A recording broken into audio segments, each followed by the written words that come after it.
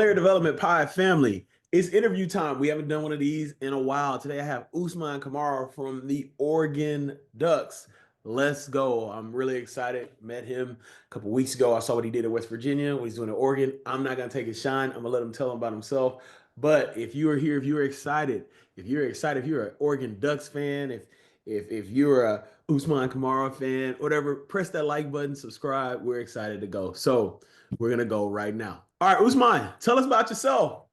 Yeah, first of all, I want to say it's a privilege, man. I've been monitoring, been watching your work for a couple of years since I got in the game. Some of my mentors that are in the game, said I need to make sure I tap in with you. So I was grateful to have the opportunity to share some time with you a couple of weeks back. Get to know you, the work that you've done over the years, and just have you be a light in my life and my career, man. So appreciate you having me on, but. So Usman Kamara, Director of Player Development, Oregon Football, originally from Harrisburg, Pennsylvania. Graduated high school in 2016. Home life, mom and dad. My dad's from Sierra Leone, West Africa. Came here in 1991. Had me in 97. My mom is from the outskirts of Philadelphia area. I have a younger sister who just got her master's in public policy at Temple University. Oh, So let's proud of go. that. Also a proud uncle of two twin nephews. So really proud of that. So taking on some of that responsibility. Definitely grateful I can give them back though.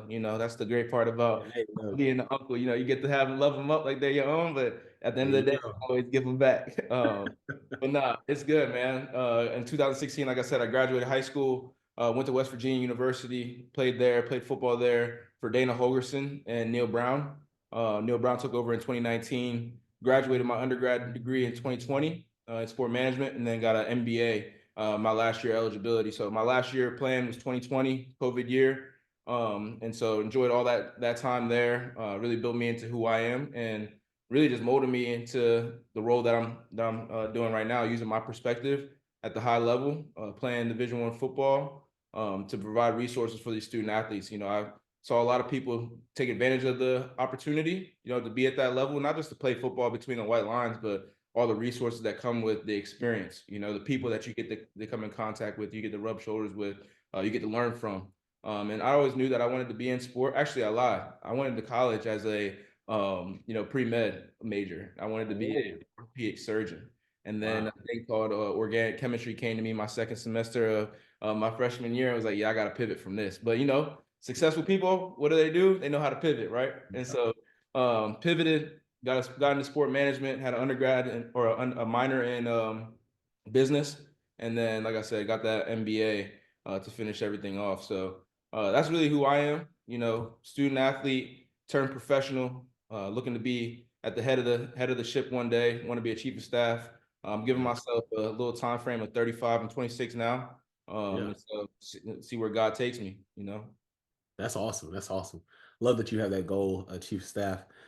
Just realized I was at KU in 2020 at West Virginia, and we came there and We took care of business.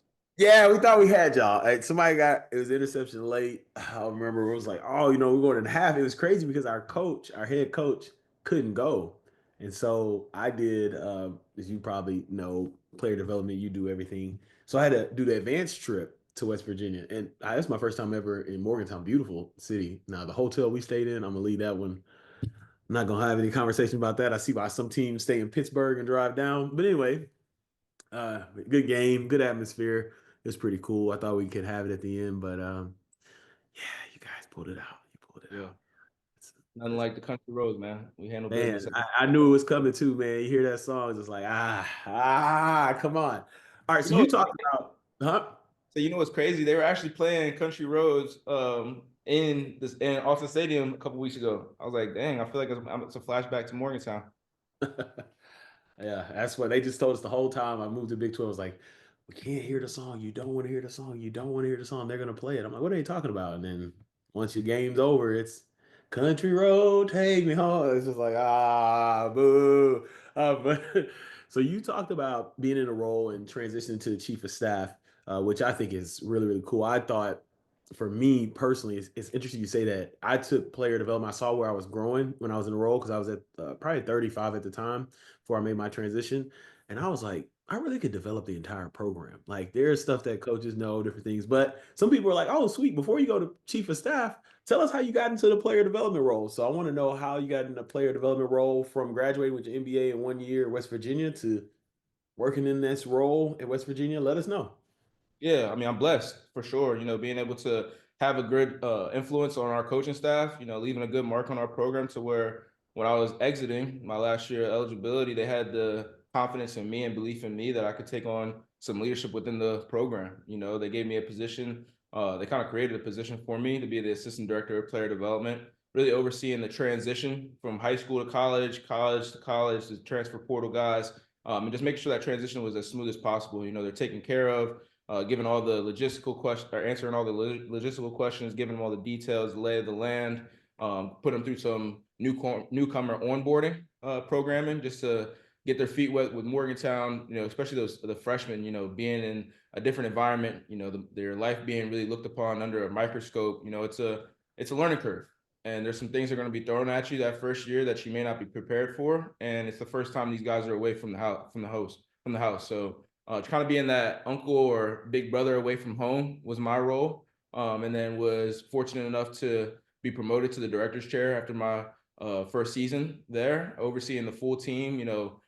This role just boils down to helping these guys navigate this time in their life. How are you a resource to them? How are you bringing the resources to them? How are you holding them accountable? And just building the whole human being. Because I mean, I'm a firm believer in the better person that you are, the more accountable, trustworthy, hardworking, mentally and physically tough. That's all going to translate onto the field. How you do anything is how you do everything. So just try to pour that into the guys and just make sure that they're at their best. And so was definitely fortunate enough to have that position at West Virginia. Was there as a director for another season. So I was there for 2 seasons as a professional in player development, and then was fortunate enough to get the call from Coach Lanning in January of 23 to come out here and be a Duck. So I mean, I'm very fortunate. Like I said, I'm blessed and don't hold that lightly. And when I say chief of staff, that's the title, but the responsibility and the day to day is what I'm most infatuated with. Our coach always says, be infatuated with the process, not the result. The process, if you take care of that, it's going to take care of the result's going to take care of itself. So really just being able to have a lot of responsibility within a program, have heavy influence on the staff, making sure everybody's working on one accord to reach the ultimate goal, make sure our staff is reaching all their personal goals so that they can pour fully into our student athletes, making sure the student athletes take full advantage of the opportunity. I mean, I'm not going to lie, I probably will be pretty hard on my player development director when I get to that chief of staff role, just because I know what it's supposed to look like. Absolutely. At my young age, I'm just trying to continue to learn, meet new people. I don't know everything, and like I said, I'm still young. I'm still learning, so I'm taking on information and learning in my life as well. So I don't know everything, and so just trying to be vulnerable and meet these guys where they're at. I believe that's why I'm able to be successful in this role. I like that. You talked about, so I got to know you. My guy Will Baggett. Shout out to Will Baggett. Will Bag talked about you. I know a lot of people have talked about your maturity. There are some players who want to get in the role, and there's some few stories of people like you who hang up the cleats and then get straight into serving the same exact locker room you just left. In Right. that transition, how did you balance that? What was the key for them to see, like, yeah, oh yeah, Usman's my guy, but he's also like he's a professional. Like I think sometimes I've seen in my career former players come and that transition can be tough of like, hey, I'm close in age. I understand where you're at, but I'm not with you right now. I'm not a player. I gotta help you in a different way. So how did you balance that? I mean, it boils down to just standing on business. I think it's the precedent that I set as I was leaving the program. Like Coach Brown gave me the opportunity to give a couple presentations to the team on leadership, team building, the Black History Month campaign that we put together. So the being on the SAC committee, sports or student athlete advisory committee. Zach. Yeah, so shout out to SAC. Every institution has one, but I encourage people to, before the ball goes flat, start putting yourself in settings that you want to be in. Allow professionals to see you in the position that you want to be in before you get that position. And so I would just say, like, the precedent that I set, that I was about my business. Obviously I'm human, right? I could still be a guy in the locker room, but just being genuine, and the guys respect my hustle. They Mhm. respect where I'm coming from. That even the guys now, like I wasn't in the locker room with them. I didn't play at the University of Oregon, but I look like them. You know, I'm not too far removed from the game. This is my fourth season away from the game, so I can still be pulled in that direction. But it's just having that church and state division that this is my job. I'm gonna hold you to a standard. Like we can be cool. You like my little bro. I'm gonna love Right. you up, but I'm also gonna hold your feet to the fire if I see you, leading astray. And so just standing on business. And I think that's just leadership in general. You know, you have to be able to have relationships with people. People aren't going to gravitate towards you if they don't feel like they can talk to you or be their complete selves around you. And I like to think that I have that rapport with people and I have that effect on people that they can just be genuine around me, but they also know that I'm going to keep it real at all times. Yeah. I really like the way you put that, because it's just for me, it's not just an age thing, because I saw coaches that want to be, they could be 40 years old and they're trying to be the cool coach. And it's like, man, look, you got to hold these guys accountable. So them guys knew, like you said, I'm a jokester. We're gonna do all that. But once you cross that line, I'm gonna hold you accountable. Like, Right. you know why you came here, you know what you need to do, different things like that. Like, we don't have time for you to be acting like that. So I appreciate you saying it. I Now mean, you real, yeah, sorry to cut you off, but real no, you recognize, good. like at the end of the day, the players in that locker room talk, and they know the Yeah. coaches that try to act like the cool guy or the staff members that try to act like their friend. Like they may act like they have respect for you and they love joking around with you, but at the end of the day, they don't have that authoritative respect for you. And if you cross that line and act like their friend, it's kind of impossible to come back to backtrack from that. Absolutely. I agree. I remember I was at when I worked at Baylor, one of the safeties played, he's in the NFL right now, JT Woods. He came to my office one day. He was like, "Hey coach, you know why guys respect you?" I was like, "You know what? Tell me why." He was like, "You literally the same person every single day." He was like, you know, you come with a lot of energy, you're energetic, but you get on us when you need to." And it's like, we respect that, because you ain't trying to do it because a coach shows up. Because I've seen that before. A coach come around, hey, y'all, chill out. I was like, "Oh, okay." You know, the players, oh, okay. Yeah. So anyway, next question. Your LinkedIn messages and Instagram messages probably full with this, and that is, what does your role look like? What are the responsibilities? Can you give us a day in the life? Yeah, I mean, my day is really different. You know, I tell people that I live 130 different lives because we have 130 different players. And I really am a firm believer that if you really care about this role and you care about the position that you're in this role, you're going to fully invest yourself in these guys' lives. You're in the weeds, in the trenches with them, navigating this time in their life, helping them out. Their problems are your problems. You know, their stresses are your stresses. And like I said, you're that lifeline away from home that they can lean on. You know, I don't control playing time. I'm in every staff meeting. I have a great relationship with all of our staff. I sit in with Coach Lanning periodically just to tell him the temperament of the team, what we have planned, how guys are doing. But and all that, like just taking care of everything that I have to take care of. Some of the responsibilities, from the time that they sign the dotted line, we're in the trenches with them, helping them find housing, helping them set up bank accounts. We're teaching guys how to drive. I leave that to my colleague Carl. His insurance is a little better than mine. Shout out, Carl. Shout out to Carl putting his life and his car on the line. Uh, but I mean, we getting guys from all different walks of life. We have a guy from Harlem, New York. His dad didn't get his license until he was 55.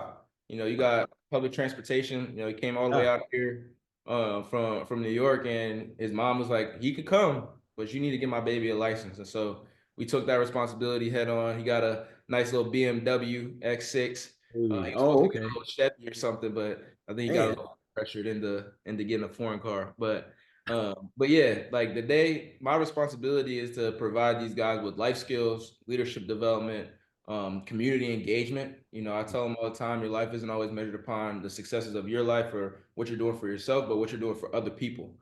People are going to remember how you made them feel, not necessarily what you did for them. And we have a very, very strong fan base here in Oregon.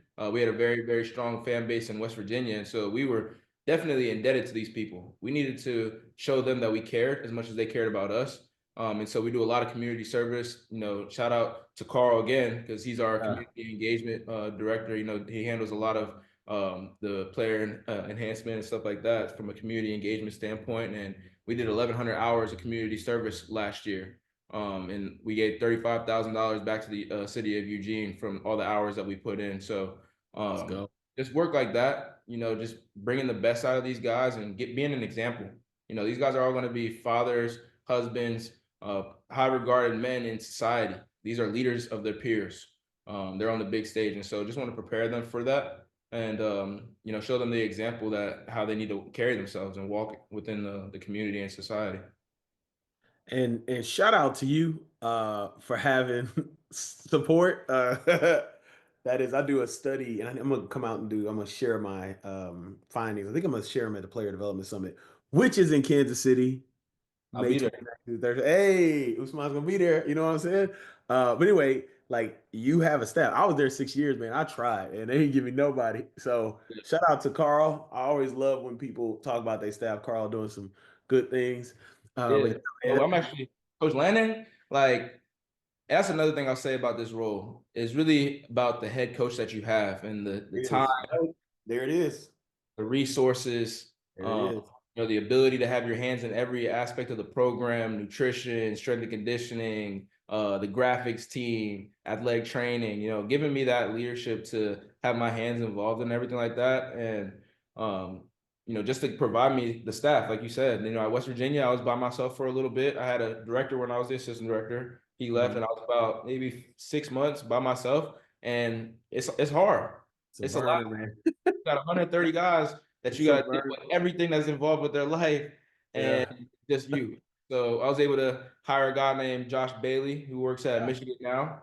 Mhm. And then when I got here, one of the things Coach Landon was asking me, like, how do you want to structure this department? Because it was new to Oregon when I first got here. A lot of the people that were kind of in this role really were looking to get onto the field, and they did a great job. Right. One of the guys, Tony Washington, he's the D line Yeah, coach T Watch. there. Yeah. And His so podcast is somewhere, it's up here in the cloud somewhere, y'all. T up there, Watch. sure he Yeah. killed it. I'm sure he killed it. Real stand-up dude, great guy. No, he actually helped me, get my bearings, giving me the lay of the land, how things work out here. So I'm very appreciative of him. But and then after him, Rashad Wadood, he's one of our DB coaches here on staff now. So Coach Landon was asking me, how do you want to structure this? And so I said I would love to have a transition coordinator, which we appointed one of our then interns in recruiting, because this is a smooth segue. Like they're involved with them from the recruiting process. They have all the parent information, the parent interaction and stuff. So the transition is going to be smooth. And that was like initially like my role at West Virginia. And then I said I would love to have an assistant director, which was Carl. And Carl has been killing the game. He's now the director of player enhancement. So he got a boost. And Come so on, Carl. yeah, Hey, all right. Hey, Oregon Ducks fans. If you want to see Carl interview next, put Carl in the chat. Put it in the notes. Put Carl Carl. Holmes. Carl He home. killing, he killing the game. I ain't doing it by myself, but yeah, I'm fortunate. I'm fortunate to have good people around me. There's great people around this whole facility, and I really think that that's the difference. Just hearing information about other programs. It's just a genuine hard work and care for people is what makes Oregon Oregon. Awesome. Man, you that was my question. I was gonna say, what does support look like? But you took it right out of my way. No, you're good. You're good. This is why I love these interviews because it happens all the time. Like whenever I kid you not, the people who have support always bring it up before I get to the question. And so I'm just like, that's awesome. But you bring it up. I tell that to people all the time. It's like there's not if you have the support of head coach, I mean, what you can do is astronomical. Now you can make any impact in the role, but having the support of the head coach to hear your head coach say, "What do you want this to look like?" Man, I would have went to. I was, hey, hold on, coach. Let me go to the restroom real quick, player. No, I was just like, all right, Usman, you've been answering all these questions. Thank you so much for the wisdom. Thank you for your time. I don't want to leave this podcast without asking this question. What's your overall programming philosophy at Oregon? You all are doing a lot of great things, and people hear that, but I want to give a chance for you to explain the philosophy. You talked about Coach Lanning supporting you. If you just have time to, discuss the overall programming philosophy you all have. Yeah, I mean, ultimately, our goal in player development is to develop a professional out of all these guys. Everybody wants to go to the league. Obviously, at a program like Oregon, the more percentage of these guys are going to have the opportunity because of the athletic ability that they have. The spotlight that we have. But just preparing them for life in general, to be great fathers, to be great husbands, and to have the intelligence and knowledge to navigate this thing we call life. And so we just provide a lot of resources to the guys. We do real estate 101, financial literacy. I talked about a little bit with Secure the Bag and Merrill Lynch. Interview skills, not just job interviews, but media interviews. Like when the camera's on you and you got that pit in your stomach, like how are you going to represent yourself in the program? And so just we actually did a real life workshop with these guys. We did it with our newcomers last year. Had some media professionals come in. They had their cameras set up, and we put these guys through the gauntlet, asked them some questions, some easy questions that they would be able to answer. But just how do you show up when the camera's in front of you? And like I said, those media professionals conducted the interviews. They gave us some feedback right in front of their peers as well. And then we all came back, and that was broken up into different groups. All came back in and shared some direct feedback with one another, what we learned. And then we had one individual get up in front of the room and be the guinea pig for everybody. And then it was kind of cool to see the students giving feedback to the student that was the guinea pig. They're already learning. And so just being real matter of fact and intentional with these guys and putting them in that light before they get there.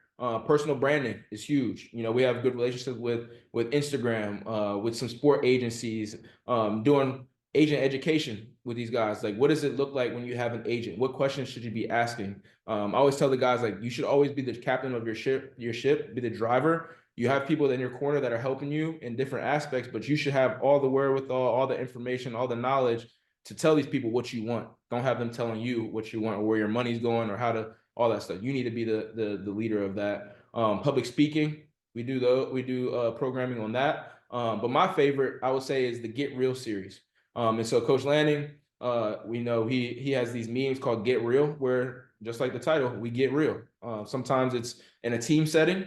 Well, he'll have a presentation going down the information, or we'll break it up into different groups. And you have offensive linemen in the group with defensive linemen or cornerbacks and all different positions. So it's not just broken up into position groups. And we're critically thinking. We're forcing these guys to write their goals down. What does the ideal teammate look like? What does discipline look like? What is showing up and being the same person every single day, consistency look like? We have this saying called the 20-mile march.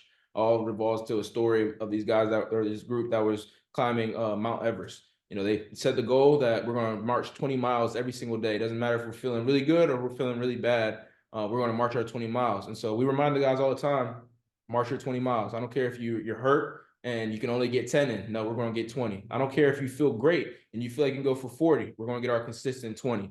And so just being a consistent person every single day, that's just some of the examples of the Get Real series that we go into. And we have those meetings, I would say throughout the whole year, we have at least maybe 20, 30 meetings.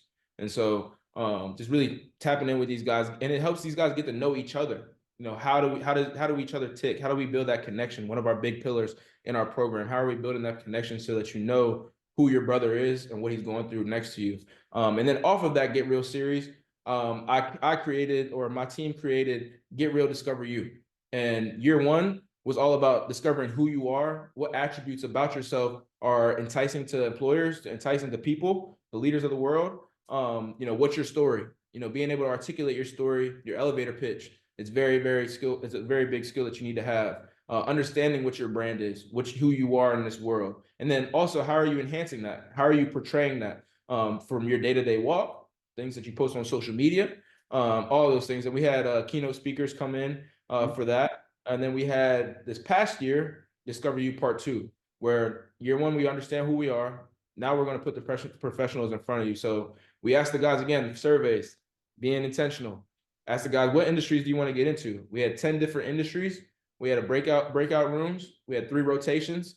We had each guy had their top 3 choices in which they wanted to visit with, and it was only 30-minute rotations. And the meaning for this is to build the relationship.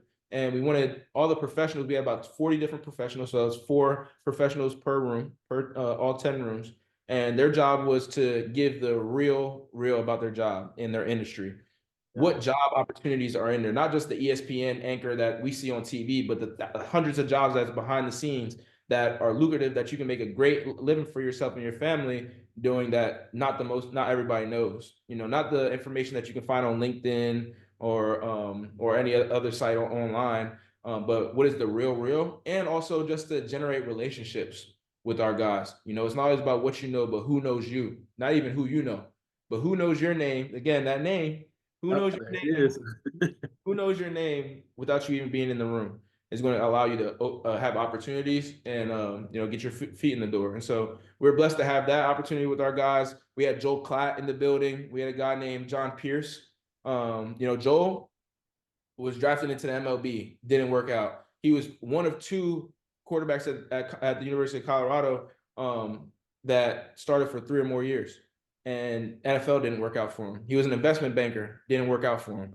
And so his whole messaging was football players have a hard time putting their pride to the side to be able to crawl again before they start walking and sprinting. Right now, these guys in their field, they're sprinting, full on sprinting.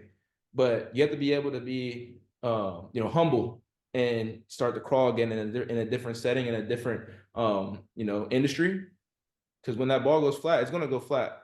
But what are you doing right now in this chapter to prepare yourself for that? And John Pierce, like I talked about, he was our other keynote speaker this past year. He was on the United States Olympic Committee, and he talked to Olympians about developing their full self.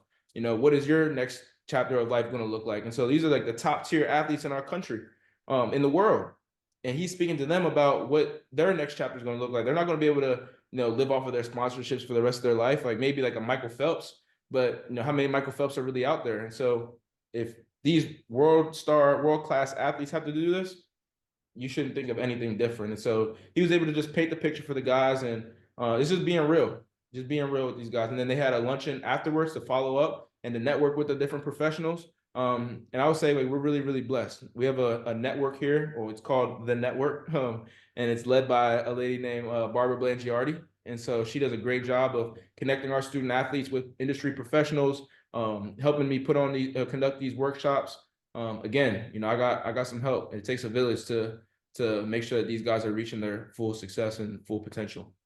And then we do a lot of community service as well. I mentioned earlier we did 1,100 hours. The biggest community service initiative that we do is with this organization called Sleep in Heavenly Peace. Sleep in Heavenly Peace builds beds for kids in need. Like we have hundreds and thousands of kids right here in our backyard that sleep on dirty nests of dirty clothes, don't have a bed to sleep in. And we've done it for 2 years now. First year we did 150. This past year we did 200 beds as a team. One Saturday in July, we just roll our sleeves up and go and build beds for these kids. And so the real impactful part of this process is delivering the beds. And when it comes all full circle and being able to see the joy on a kid's face, and it's very unfortunate, and we're blessed. Like the problems that we have here, like Carl likes to call them, my partner likes to call them champagne problems. We swear we have, like, the world is falling or the sky's falling, but there's people right here in our backyard that don't even have a bed to lay their head on every night. And so just being able to have that influence on people here in our community, we're very grateful, and we feel a responsibility to do that. Man, that's awesome. Well, that can only happen once again with the support of so many. Yeah. Not only head coach, athletic director, you brought up Miss Barbara, you brought up Carl. You have a lot of support, and I appreciate you sharing that with people listening to this. Hey, y'all tap in. He gave y'all a lot. I got one more question before we jump into advice, because you giving gems. What's the biggest thing you learned in the role? You said you're 4 years out of game. You got straight into it from a player. What's some of the biggest lesson that you've learned in the role? Patience. Patience. I've been able to escalate pretty fast. Like I said, I'm 26 as the director of player development at the #1 team in the country. And we're not thinking about that. We want to be the #1 team at the end of the year, obviously. Yeah, absolutely. But just being able to have patience and gratitude, thanking God and thanking the people around me that have elevated me to be where I'm at. I owe a lot to my father. That's who's instilled a lot in me, and pushed me to be a lot more mature than my age, and has instilled a lot of wisdom in me to where I feel like I'm able to pour back into these players. And so just learning patience, in that it's not always about the title. It's not always about the pay. What responsibilities do you have? What effect do you have on people? How do you conduct yourself? That's going to get you to the next level. And it's going to come. I know that success is inevitable for me because I know about my processes. Like I was telling you in the beginning of the call, like it's all process oriented. However you take care of the 1, 2, 3 step, it's going to give you to the 10th. That's going to result in that's going to tell you what the result's going to be at the 10th step. And so just learning patience and just being here, being where my feet are, and having the best effect on people that I'm around every single day, being the best person I can be every single day, and to continue to learn. That's one thing that I will say that I've always been a learner. You know, I've never been a guy that's boastful, never been a guy that's real prideful and think that I know everything. You know, if I'm wrong, I'm wrong. I have no problem giving people their flowers. No problem giving people their credit, and know that I didn't get here by myself. It's impressive. Like I said, we had a conversation a couple weeks ago, but you brought up some patience, and I think first of all, I love your generation, love Gen Z, love because I work with that's like my every high school coach. I love, but like I know in the professional side, a lot of when I talk to people who want to get in a role, they see my 6 years in a role, but they didn't see my 6 years as a high school coach, right? Or that, and like you saying patience, I'm like, hey, it's I can't tell you when it's gonna come because if I could tell you when it's gonna come, I'll be a multimillionaire.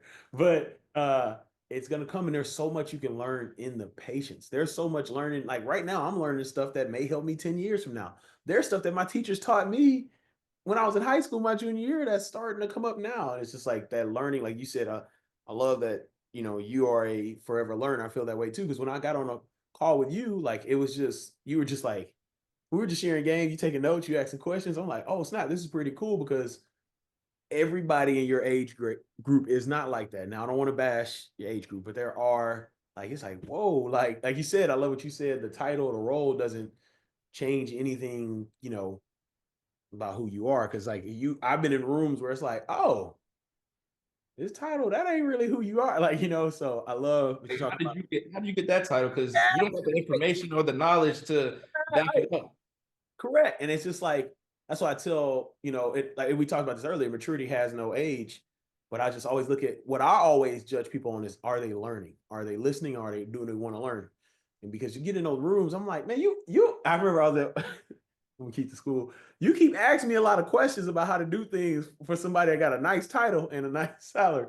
But anyway, But that's something that I never want to be. You yeah, know, and all the building blocks to get me to that chief of staff role, whatever. If I go over that, like whatever I get to in this life, just using the building blocks every single day, just continue to build and build and build. Another guy I gotta give a shout out to, my guy CL Shep. You know, he's another big man. yeah. A guy that's killing the game right now, doing a lot of the NFL all over the country, doing a lot of pastoral trainings and speaking engagements in the church, but also very, very heavily influential within college athletics. And I would be remiss if I didn't give him a shout out on here. That's my big bro for sure. You know what I love about what you said? My dad always told me growing up, and he would use the proverb, your name is more precious than silver and gold, precious jewel. I think it says jewels and all that. And no, to a T, when I call people after Shep talk, they'd be like, bruh, like, and from what I heard is shout out to Shep. We're connected on LinkedIn. I need to jump on a call with him. But what I heard is nothing like he literally finds out what you want to speak about, and then he goes from there. It's not like he doesn't come in with the recycle, whatever it may be. But Yeah. I mean, he's a guy that's been in the game. You know, he was a chaplain at one point in time. It's actually funny. Coach Lanning and him were locker mates at Pitt back in the day. And wow, this is a small world. So Coach Lanning was my defensive coordinator, first defensive coordinator in college, Tony Gibson. Coach yeah, Lanning was his GA at Pitt. And Shep was on that staff. yeah, All three of them with both of them. And so just like the commonalities and everything, but what I love what you said, about the generational aspect of things. And I think there's always this cliche generational wealth. And they think about the monetary value, right? But knowledge is wealth. And correct. I try to pour into these guys like, yeah, you want to provide for your family, you want to create that generational wealth, but what about your name? That's what you should want to be providing for your kids down the line and for generations. Like when they hear, for instance, Kamara, they're gonna know exactly who they get. And so Right. it's passing down that knowledge, passing down that influence, passing down how to represent yourself to the fullest in a room. is was really the power, what is really the wealth that you're going to be passing down to your kids, the influence that you have, and the mark that your name leaves on people when they hear it in a room that you're not even in. See, that's the branding talk they all need. Everybody talk about likes and follows. No, it's literally your name because that is all you got. So Yeah. yeah, I appreciate, man. Look, you take notes. I'm about to take some notes as well. All right, so we're gonna move to some advice here. You giving gems. So I want you to give gems to the listeners. A lot of these listeners, some of these are students that are in college, probably Mhm. University of Oregon sports management students. Some of these are students that are interns in athletics right now. Some are professionals that want to transition. So overall advice for those that are looking to get in the role. Yeah. Those who are I'll in say the role, if they listen to this, they got it. So those looking to get into the role. those looking to get into the role, you got to know your athletes. You got to have relationships with them. Like you can have all the programming that you want, but if you don't have a relationship with them, they're not going to come and they're not going to be in tune with it. They're not going to be invested in it. If they know that you care about them, they're going to be invested in it because they know that you're trying to lead them down the right path. And don't think too broad. Like I said, we're getting guys from all different demographics of life. Meet them where they are. There's no sense of you talking about stocks and trades and all that stuff with a guy that has never even had more than $1,000 in their bank account growing up. So just being able to meet guys where they are, being able to develop them from where they are, and just being genuine. Not trying to have a whole bunch of smoke and mirrors, a lot of fluff. Don't be too broad. Like I said, just be very intentional.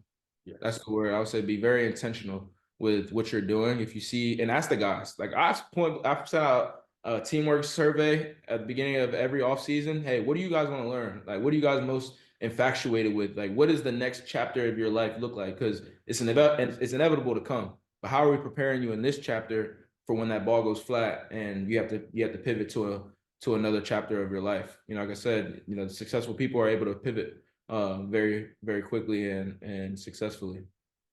Man, you giving game right there, man. That was for people looking to get a role. And that was people in the role. Y'all heard about the teamwork message. I hope y'all got that nugget. I hope they got it. I used to Yeah, I use mean, there's no sense of putting a program together and nobody is infatuated with it. Nobody cares about it. It's just busy work at that point. Like the job isn't just to do the job. The job is to influence people and to have a positive effect on people. And to make sure that these guys are actually growing. And it's hard, especially with this culture nowadays. Like with these guys making more money than us as coaching staff. These guys driving crazy cars and not necessarily being the most frugal or smart and mature with their money. But understanding that you can't force a guy to love filet mignon when he's been eating out of a corner store for his whole life. You get me? Like you yeah. can't expect a guy to understand financial literacy if he's never had finances or his family's never had finances or never put any money into a Roth IRA or an investment fund or hedge fund or anything like that. So just meeting them where they are, sharing the pivotal information that's imperative for their development. Like I said, branding right now from an NIL standpoint, as well as the financial literacy is number one. And we're blessed to have relationships with some good financial advisors. Merrill Lynch is in our corner. We have an alumni, Ben Gomes, who graduated from the University of Oregon, that is on a team at Merrill Lynch that manages entertainers, athletes, actors, over billions of dollars in assets. And they come in and pro bono give their resources to our guys. We have a relationship with a guy named DDA Occident with Secure the Bag. Yeah. Yeah. So he comes in and taps in with our guys. And so again, don't think too broad. Meet these guys exactly where they're at. Be intentional and just be genuine. Have relationships with these guys. True relationships. Love that. I love that. Now let's go back to your life. Um, what's the best advice you've received? Yeah. For my dad, people, places, and things. Mhm. Whenever I was leaving the house, I always said that. Whenever I was going to work, at school, to play a game, anything, people, places, and things. The people you hang around, the places you go, and the things you do will determine your future. The people you hang around, the things you do, and the places you go will determine your future. So I always just walk with that, and try to, always keep that in the back of my mind, and um, just has made me who I am. Who you associate with. You always hear the saying, show me your network and I'll show you your net worth. And like I told you before, I've always been a guy that kind of hung out with older people. I'll give you another one. He said you need to have a mentor, somebody that's above you, somebody that's even with you, that you can bounce things off of, that you guys are kind of going through challenges at the same time, and then somebody that's below you that you can pour into. And so you're Mhm. learning at all times. You have somebody that you can pour into that you can also learn from, that can Right. teach you some things, a different perspective. Somebody that's Mhm. going through the same things that you're going through, same struggles, same life experiences that you guys can bounce things off of. And then you have somebody that's been there already that you can teach and you can also obviously learn from. Because what sense does it make to make the same mistakes that somebody else did? Man, look, and that, so that's my dad always say. He say, wise people learn from people's mistakes. Fools go do the mistakes that people make. Now you talked about that. Now I'm not about to clown him because I don't know y'all may have a relationship with him, but Netflix made the mistake twice. They messed up on Love Is Blind and they messed up on the Jake Paul Mike Tyson. You gotta learn. You gotta learn. But I love that. I love that. That's awesome. You talked about generational wealth not only being monetary, but wisdom. It's shout out. Mr. Kamara has been all over this podcast. Yeah. That's awesome. That's awesome to see. But man, you got that you got that game. Now I got something for you. You've mentioned a lot of things. You got 130 guys. And before we go here, I want to say thank you so much. You giving practical tips.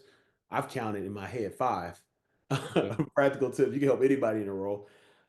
You've given a great story. You've given wisdom, at least 4 nuggets. I mean, it's been really, really good. So I already know from this podcast, you're taking time out of your I would call it a bye week, but I watch y'all's game against Wisconsin. One of the players say we don't call it bye week, you call it work week. You're taking time out of your work week without an opponent, and you're sharing all this. And I know you're impacting the 130 you have. Right. You're 26 years old. How do you take care of yourself? How do you take care of yourself? You gotta really, what I'll tell you in this role is really easy to get burnt out. Like I Oh, said, I take on 130 different lives and their problems as well. So having a support system is very, very pivotal. Something that you really need, and just pouring into yourself. Like I was saying, you have that mentor above you that's pouring into you that can give you gems. Filling your cup because I'm pouring my cup into all these guys at all times, and I would really be remiss if I didn't shout out my mom because a lot of my work ethic, my care, my empathy comes from her, and just because she gave up everything. Like, she didn't really have a life growing up. She rushed me. I played football, I played soccer. So if you know, like, they're in the same season. oh yeah. Like, I barely went to soccer practice because my dad would have me in the backyard coaching me up and everything because he played soccer all his life. And so barely went to soccer practice. I'll go to football practice all throughout the week. Saturdays, I'm playing a soccer game in the morning. Then I'm getting changed in the back of the car. She's taking me to football. Also, throughout the week while I'm at football practice, she's taking my sister to piano lessons, to singing lessons, to dance practice. And so, like, she was just very, very selfless. Mhm. And she had a lot of empathy for us. The things that we were going through, she took that on. And so I'd really be remiss if I didn't shout her out. I'm over here shining light on my pops. No, hey, Gotta I give hear you. her props too. But and I would also say, like, books. The Yeah. my mentors have pointed me in the right direction when it comes to literature and pouring that knowledge into myself. So, like, I've read The Alchemist a couple times. My guy Wallow, he came and tapped in with us. He gave me a copy of his new book, Armed with Good Intentions. The Unforgiving Race to Greatness by Tim Grover. That's a big Mhm. one. Tim Grover came and tapped in with us last year. For those of you that don't know who Tim Grover is, that was Michael Jordan's trainer, Right. physical and mental trainer. And so he's tapping in with the Oregon Ducks. I have some of these written down here. The Rules of the Rubber Ball. Shout out to Kevin Carroll, real OG in the game. Used to be the head athletic trainer for the Sixers back in the day. Now a motivational speaker, life coach, a guy that's really just killing and heavily influential. And then how to win friends and influence people has been very, very great for my development as a leader. It's not always about being right, but how are you meeting the common ground and how are you helping people grow? And I feel like people just get caught up in the I'm right, I'm right, I'm right. But if the person doesn't agree, like, you're just trying to put a circle into a square. Right. Like, it's not gonna mesh. And so how are you finding that common ground and having that empathy to see where they're coming from and to have that positive effect on them, to show them what the right way is, and not to just be I'm right, you're wrong. that type of thing. So just pouring into yourself from a literature standpoint, the right people around you, and then just definitely decompressing. You know, when it's time to get away from it, get away from it. And our coach does a great job of allowing us to have some downtime. You know, this past Sunday was the first football Sunday I got to enjoy. Didn't bring us into the office. We got back around like 3 a.m. Excuse me, from Wisconsin, and so he was like, I don't want to see anybody in the building. But he's a guy that can work hard and can play hard. You know, he's gonna invite the house over to his house, or the office over to his house, all the staff over to his house for socials, to watch the games, to kick back, eat some food. But he's also going to demand a lot out of us from a work standpoint, hold us all accountable. And one thing I would say about Coach Lanning is he more so is disappointed when you don't meet the standard. He's not a guy that's going to MF you or cuss you out or anything like that. Like a lot of these coaches in the industry, like he's more so just going to be like, this is what it is, man. And this is how you're going to get to be successful. And if you can't hop on board, then you're going to have to get left. But just being real genuine, just telling you how it is. And you can't help it like, dang, yeah, you're right, coach. And I used to be better for him. And I think that he's a real good example of leadership and how I want to be as a leader. And so yeah, that's kind of how I pour into myself. Awesome, awesome. Now, you mentioned it, so I didn't even think about this till you mentioned it. You got in 3 a.m. in Wisconsin. I talked to you about a couple weeks ago, and you said y'all had to get in on Thursday for a Saturday game. You're used to actually to this cross travel because West Virginia in the Big 12, I mean, you got to come all the way to Texas. Yeah. How do you handle? So it's not fully new to you. I know that I think West Virginia didn't go. Y'all are going coast to coast. So West Virginia would go from West Virginia. I think your furthest would have been Lubbock. Uh, Yeah. yeah. So you had experience in the time zone travel. How has it been with the Big Ten expanding from coast to coast? How has it been for you? And what is one thing that you've done from your role to provide value in the operations or in the reality of coast to coast conference play? Yeah, I'm always, like I said, I'm always learning, right? And so wherever I can have an influence on our staff, I'm filling in the gaps. I'm the glue guy. If operation needs some help, if ticketing needs some help, if athletic training needs some help, strength staff needs some help, I'm right there. And just knowing the little nuances of their job and their responsibilities is helping me grow in the profession, and it's just helping the whole organization flow smoothly. And I would say it's just a mindset, man. If you say like, "Oh, we're 3 hours ahead than we're used to," then that's why we lost. Or I mean, that's just an excuse. Put the ball down. They got a field out. The coach says all the time, "Oh, they got grass out there. They got a field. They got white lines. Let's go play ball." It don't matter what time of the day. Like if it's 6 a.m., we're gonna put the ball down. We're gonna play. It's all about your mindset and just reinstilling that into the guys, because these are 18 to 23-year-old guys. And not to get off on a tangent, but like I feel like that's what society has lost sight of in the culture. And obviously, like it's a double-edged sword. Like they definitely need to be held to a high standard because of the money, because of the influence that they have, but they're also 18 to 23-year-old kids. And Absolutely. They're so still kids. Absolutely. and they're still making the same mistakes as the 18 and Absolutely. 23-year-old They're was on 30, campus. 40 years ago. Yeah, And so absolutely. and it's just put more on Front Street because of social media. Everybody's Absolutely. a reporter now. Absolutely. So just reinstilling that into them. It's not about the time. Who cares about the time difference? Who cares if we're leaving on Thursday? And I would say like our ops team, our whole staff, handled that Michigan game very well. That was the only game that we traveled 2 days in advance for Mhm. this year, and I think we would do it again. We handled it very well. We were very strategic and methodical of how we handled things, the sleep operation, what time we were putting these guys to bed at night and stuff like that. So our sports scientists gave us some really good information, and our ops staff and our head coach listened. Nice. Good deal. Now, before we go to rapid fire questions, which you didn't know about, you thought you were done. I gotta ask about this window because I know y'all are high tech. I see the Mhm. window open. Is this a tinted window or is this like a infrared window? What is this window? Is this a basic window? I gotta ask because it's Oregon. Yeah, so it's a tinted window. It actually looks right onto our practice field. We got 3 practice field, 2 turf, 1 grass, and then we got like a couple different grade hills that Mhm. our staff, performance staff uses to train these guys. And so you can see out, but you can't really see in. We're definitely fortunate though. Like this facility was built in 2012, and it still looks futuristic. So like I Wait, can't that was 2012. The ones I've seen on YouTube. 2012. Yeah, Wow. built in 2012. Oh, that far ahead of the game. That far Wow. ahead of the game. A guy named Phil Knight Yeah. helped us out a Go lot, Phil Knight. We have like almost like a campus almost. Like our athletic department is here, right in this little campus, like all of our ADs, compliance, marketing. And the campus is kind of designed almost kind of like Nike. Like we have a little waterfall outside, a little courtyard where we can like take meetings out there, have lunch in the summertime. But the nature out here is beautiful, like you see the trees in the back from the office. Um, Absolutely. Definitely blessed to have this facility. And not a lot of people, especially in the college, like when you go to the Yeah, no, NFL, obviously the facilities aren't as yeah, great, but I mean, we're blessed to have probably the best facility in the country. yeah. That's wow. And it looks like the window is open, so you can open your window. No, no, no, no. They don't open. They don't open. So Okay, okay. All right, that's there, the there's like another oh, I set see. of window behind this window, and it's I don't like it kind of gives like that it's almost like the bat house, I guess you could say. Like it looks like I got Batman something I got from I outside. got you. Then we have a cave. We call it the Bat Cave. That's where our parking garage is underground under the facility. We call it the Bat Cave. So, but no, it's nice. It's nice. Yeah, Real stealth, black. Phil always wearing all black yeah.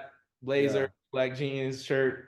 So it got that kind of has that feel. Sound like I gotta find my way out there. That's what it sounds Hey like. All man, right. So, if you come out, you already know top notch hey, hospitality. I'll take care of you. Roll out the red carpet for you, bro. let's go. Let's go. That's what I talked about in the pre-show, y'all. If you want to support the podcast, the sponsor, so I can take this interview to in person, hit me up. All right, now it's time for rapid fire. Okay, so I'm gonna just give you questions rapid fire. We're gonna go. First question. What are you reading right now? What am I reading right now? I'm still reading the Armed with Good Intentions. Okay, I'm good attention from Wallow, right? Yep, from Walla. All right, perfect, perfect. Number two, what daily discipline are you working on? Daily discipline, just making sure that I'm in touch with my devotional, tapping in with God and making sure that my spirit is restored, making sure that I mean, it's hard during the season to get to church on Sunday and all that. But just making sure I'm always pouring spiritually into myself. I keep talking about my dad, but he's a missionary, full-time missionary. He has his own nonprofit organization, Sierra Leone Mission and Development. That's his home country, Sierra Leone. And so growing up in the church, growing up with a giving heart, that's made me who I am. And so making sure that I'm continuing to plenish myself and pour spiritually into myself so I can be the best person I can be for everybody that I come in contact with. Awesome. Love to hear that. Love to hear that. All right, someone gives you $25 for lunch. Where are you going in the city? Where are you going to Eugene to get lunch? Where am I going in Eugene? I'm probably going to this place called Norfolk Tavern. My friends that are listening, they're just gonna start laughing because I always want to go there. Get this little nice chicken sandwich, got some purple cabbage on there, hot sauce, a little mayo, got a little pickle on the side, some fries. I'm a big French fry guy. Like French fries is my favorite food. So if you want to find out where to get some good French fries, I could definitely tell you that wherever you at. Um, I got some stories about French fries, man. But yeah, that's what I would say. North Tavern. Okay. $125 for dinner. Where are you going? Uh, so Coach Lanning got some steak in a steakhouse. No pun Oh, intended there. yeah. Here in town called Kennedy's, and so $125. I'm gonna go get a nice little ribeye, maybe a fillet, just depending on how hungry I am. Get some Brussels sprouts, some mashed potatoes or French fries. Hey. But yeah, that's probably where I'm going. You walk in and they be like, "Hey, get the French fries ready. Get them in the I just get them exposed in myself, man. I just exposed myself. there." Well, all right. So since we're there, what's the best French fries you've ever had? I would say my grandmother. Ooh, Like my grandmother, home cooked, fresh cut fries. Like every almost every day when I was coming home from school, my grandmother, my dad's mom, came over from Sierra Leone when I was young, and mm, so she would always be at home. She taught me the indigenous language, mm. and so she would ask me what I want to eat, and I would just say French fries, and she'll cook them up for me. And so actually, when I went back to visit my dad's country, like back, I was like in fifth grade, fourth grade. Mhm. Uh, she made sure she called ahead and said, "Hey, make sure he got French fries ready to go," and told him Let's everything go. that I want to eat and all that stuff. So yeah, I would So say my this is yeah. So you like French fry mayor of the world, like president of the French fry club. all right. We're talking too much on French fries. But I'm gonna tell you this story. So it's a long story, but long story short, I went to it was like fourth or fifth grade, or yeah, it was like fifth grade. take your child to work day. My mom's bringing me to work. I said, what's on the menu? They didn't have French fries. I said, all right, I'm gonna bring my own. You know, like the little store-bought frozen French fries. I put them in Yeah. a Ziploc bag. Now, granted, don't hold this against me, y'all. Like I was a No, kid. you good. I put them in a Ziploc bag and put them in my pocket for lunch to put them in the microwave in the cafeteria at her job. Like that's how much I wanted French fries. Like it's I know I have a problem. I have a problem, but Hey, just get ready for all the Oregon Duck fans to get you gift cards, French fries, and all that. if I show That's up to awesome. work and I see French fries on my desk or a whole bunch of gift cards, I'll be blessed. I'll love it, honestly. That's awesome. That's awesome. All right. So, who would you want to co-star in a movie with? Action movie number one, and then comedy number two. Comedy, comedy, I would say the late Bernie Mac. That's a good one. That was my dog. Like I used to watch the Bernie Mac show all the time. You know, I'm That's gonna bust you to the white meat show. And then action. Uh, I don't know. I really don't know. Um, maybe Vin Diesel. You know, Fast and good Furious one. movies. Maybe Fast and even my Furious. guy. Who's the guy in all the Mission Impossible movies? Tom Cruise. Yeah, maybe Tom Cruise. You know, Yeah. he does all his own stunts too. So I mean, tip my cap for that. Crazy. Yeah. That's awesome. All right. Next question. What sport do you wish you played growing up? I always tell everybody, God knew better than to make me 6'6". Because if I was 6'6", I'll be out here dunking on folks. Dunking on folks. Like I'll be playing basketball. I'll be in the NBA right now. Wish I was. I mean, I played basketball my whole life. You know, from 5 years old all the way to my junior year of high school. When I transferred high schools, my junior year, kind of just focused, locked in on football, trying to get to the next level. But played basketball my whole life. AAU kid, all that. So love the game of basketball. So I would definitely be playing basketball. I always say God knew what he was doing because I'm a quiet guy, but if I ever dunked on people, I would fight every game. Like I'm letting people know, like, hey, Letting you know. letting you know, like I'm get they boom, automatic T. I wouldn't make it through a game. All right, For sure. last, and it's not necessarily a question, but how can people follow you? People are watching this. It's going to be in the show notes. How can they follow you? How can they support you? Yeah, tap in with me on LinkedIn. Like I said at the beginning of the call, like I'm always looking to learn, meet new people, and just making sure that I'm having a positive influence on people. I think that's where I'm at right now in my career, just making sure that people know the work that we're doing here at the University of Oregon, the work that I'm doing, and just follow me on socials. You know, my Instagram, Uzi K, OOZIE_K.